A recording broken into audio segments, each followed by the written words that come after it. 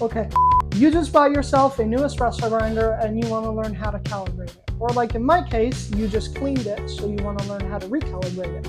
The process is very, very simple, and it works for most of the Fiorenzato grinders and some other branded grinders like maybe a Mazzer. First things first, what you want to do is you want to grab the top burr, push it back into place.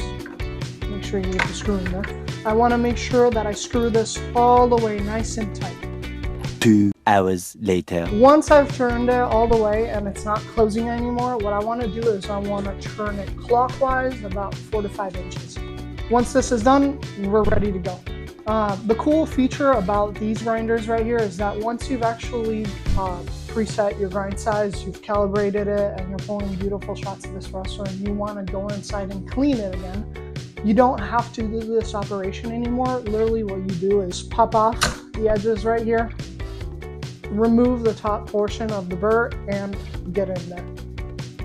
Once you're done cleaning, pop it back into place, and you're good to pull shots of espresso again without having to do that whole Shazam that we did before. A lot of people ask me what number they should be setting their grinder at. Don't even look at the numbers. They're useless. They shouldn't even be there. I'm gonna grind out a little bit of coffee. I'm gonna have to open the grind size up a little. It feels very, very fine. Push down on the lever and open the blades.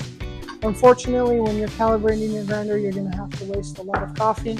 Typically, when adjusting the grind size, you're going to want to grind out at least a double shot of espresso. There is going to be a lot of retention in these grinders when you do change out the grind size. I'm shooting for about 18 grams of coffee, 18 to 18.2, 18.2. One out. Tight.